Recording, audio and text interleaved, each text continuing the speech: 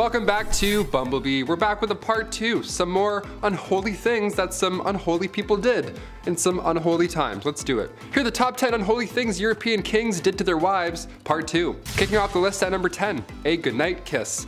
We'll start off funny, okay? History can be funny sometimes, even when it's not meant to be, and it's meant to be completely serious. I can't help but read this information and laugh. Royals were sweating constantly about people trying to take them out, of course. I mentioned Boy Jones on here a few times. That guy stalked the queen over and over for years. Historically, these royals have been on the lookout for enemies, and the way that they prevent these attacks, yeah, sometimes it can be a little funny. Like the kissing sheets, for example. Have you heard about this weird position in the castle? What an odd job this is. A great deal of monarchs hired taste testers to make sure nobody poisoned their ale, which is, a pretty lousy job there. Either having a good day or a bad day, no in between. But they also had a guy kiss the king's sheets every day. He just kissed the entire bed. The king size, may I remind you, massive bed. King Henry VIII, this guy hired somebody to literally just go in, get snuggled up, and just make sure the king's bed wasn't poisoned. There's nothing on it that's gonna make the skin go all ouchy. But he would just get in his bed and just go to sleep for a bit. You were required to make the king's bed every morning, of course, and before he gets back in, you gotta get in and kiss that bed, man. You gotta kiss that bed real good. Mwah, mwah, let's go. Mwah. All right, time to clock out for the day. Mwah, one more for good luck. Clothes as well, that was touched. Maybe not kissed, but it was for sure worn and touched. It's so weird. Guys wearing my clothes in my bed. No way, I'd rather get poisoned. Like, yo, take my jeans off. Who is that guy? Get back here. Like, imagine marrying that king and it's like, oh, hang on, before we get snugged in, this guy has to go and kiss your sheets. She's like, ew, what? Why does my sheets smell like breath? Everything smells like breath. Number 9, enemas. We gotta talk about perhaps one of the worst sights to see in the household. Back in the olden days, enemas were the talk of the town. Well, rather, the palace. Like most things in the 1400s, only the rich could afford the enema supplies. Specifically, King Louis XIV. Guy loved enemas. Just big old fan of enemas. It's believed that over the course of his life, Louis XIV received thousands of enemas. Thousands. It's a lot of decimals. Decimals for enemas. In just 1 year, Louis received 212 enemas. Like, guy, that's like 112 too much, I'd say. I don't know. He would always take it a step further, and dare I say, a step fancier, by using almond milk for the enemas. Imagine being married to a guy and he pulls out almond milk and you're like, oh no, not again. Come on, Louis, please, I just ate. Number 8, no bathing in this house. Bathing in the olden days wasn't fully understood, if that makes any sense. Like in a medical book, in an official 16th century medical book, the medical advice was, use not baths or stews, nor sweat too much, for all openeth the pores of a man's body, and maketh the venomous air to enter and for to infect the blood. First of all, huh? What? What does it even mean? Why is every shred of medical knowledge always written in riddles? God forbid you have bronchitis in the 16th century. A doctor would just be like, ah yes, just a drop of ale and a witch's flick and you'll be on your way. Like, what? Do you have any halls? Help me. Help me, dude. No, I'm just mad. Bro, I have pneumonia. I need medicine. So of course they thought that taking a bath would make you sick. Of course. So King James IV, apparently this guy never took a bath in his life. And his hygiene was so bad that he would sometimes pass lice to others just by being in the same room that he was earlier. So not at the same time, he would come in, do his king stuff, leave, and the lice would be like, pew, and they would just wait in that room and get on someone else. That's so gross, that's horrible. Lice would emit off this man, he's like the stinky kid from Charlie Brown with the stinky cloud. That's just like lice around this guy. Margaret Tudor was married to King James. Yeah, must have loved the no bathing thing, eh? Oh boy. Number 7, Queen Caroline. Queen Caroline. Ba ba ba. She went out in a horrible way. We can't sing about her. History remembers Queen Caroline for the way that she went out. It was bad. It was actually written down in an epigram attributed to the 18th century poet Alexander Pope. Here lies wrapped up in 40,000 towels, the only proof that Caroline had bowels. Again, it rhymes. Why is everything rhyming? This is so awful. Who can be like, yeah, write that down, that's good, that's good. Wait. It does rhyme, that's good, that checks out. Rest in peace. My gosh, her husband, he was certainly no help at all. Caroline was previously married to George IV, and this guy locked her out of Westminster on Coronation Day. So yeah, she went out in a horrible way, but let's not forget the marriage that came beforehand. That wasn't pleasant either. Nothing in this guy or this marriage was pleasant. Number 6, Henry VIII. Of course he's back. He had 6 wives and it was pretty much entirely bad for all of them, yeah. It was the late 1400s. Henry took the throne in 1509. This guy was only 17 years old when all of this madness began to unfold. Only days after the execution of Anne, who I mentioned on part 1 of this list, so days after he married his 3rd wife, Jane Seymour. Anne Boleyn and Jane Seymour's mothers were first cousins, so they were close, and during all of this, they of course went head to head more than once. Jane died shortly after giving birth to Edward VI on October 12, 1537. I can't mention King Henry's wives and leave a couple out. This is just a history channel. We have to mention all of them, okay? Number 5, George V. Turned out this guy loved stamps. Maybe a bit too much though, I'd say. It was almost distracting. It was taking up many hours of his day. Like, focus on other things, like say maybe, I don't know, the war.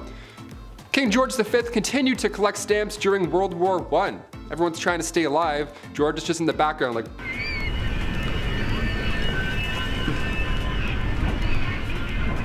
Like all collections, they started at an early age. It's now at a point where it's just, past impressive and borderline strange. Especially if you're a royal, like you're really going hard with this. This guy had albums on albums of stamps. He had around 330 albums, each was 60 pages, full of stamps. That's 20,000 pages full of stamps. That's a lot, way too many stamps. So naturally, he was nicknamed the King of Stamps, or rather the King of Philately. That's the official term for collecting stamps. We're historians here, we have to make it official.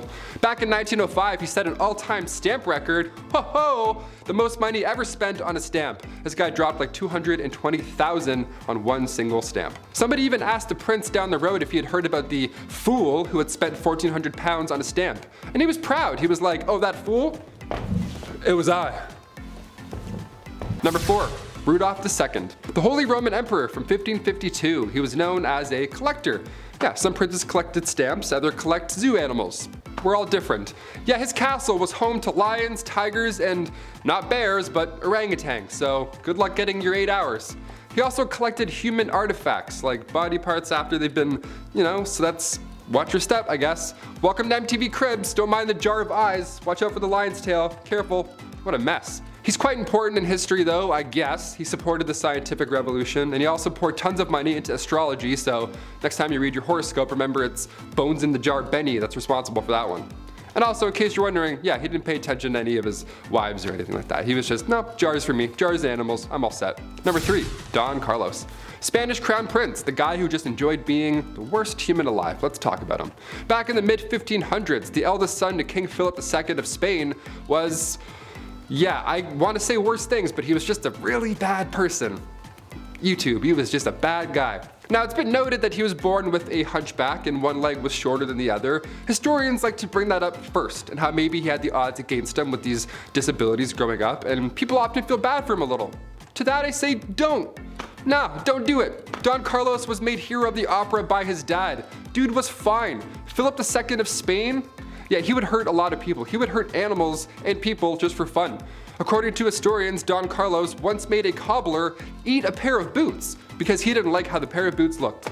He made somebody eat boots. We're not gonna feel bad for him on Bumblebee today. That's not what we're gonna do. He was also set up to marry Queen Elizabeth of Vlll, the eldest daughter of King Henry II, but after a few hours, she was like, no, that's not gonna happen. No way. So she married his father instead. That's what happens. That's what happens when you're...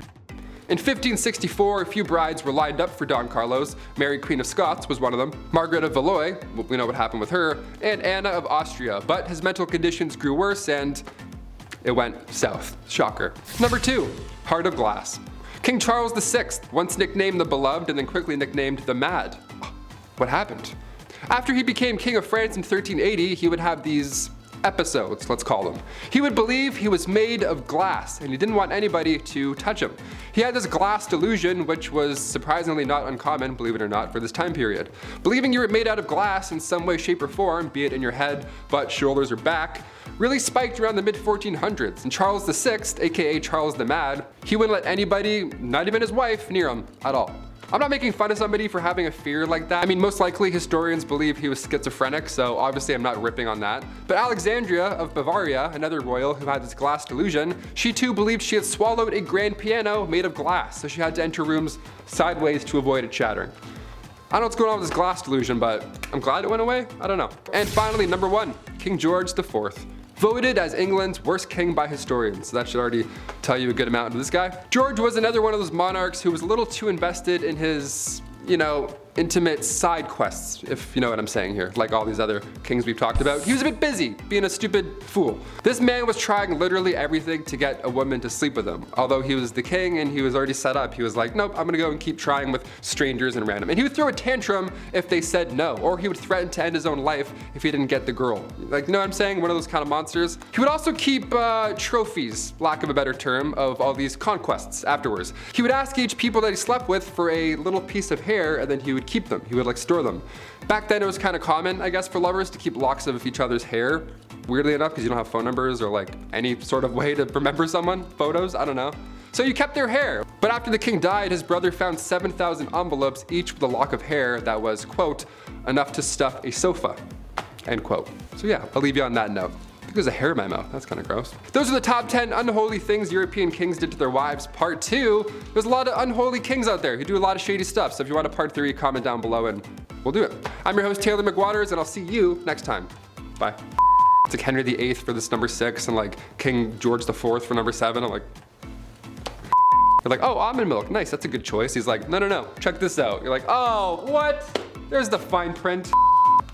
Yeah, the Charlie Brown, who is it? Is it Linus? There's like one stinky kid. I know you're talking about it's so funny that he has clouds around him. Yeah, he's always stinky, and I'm like, oh, why is this guy so stinky? I thought it was bees for the longest time. I'm like, yo, someone help this kid.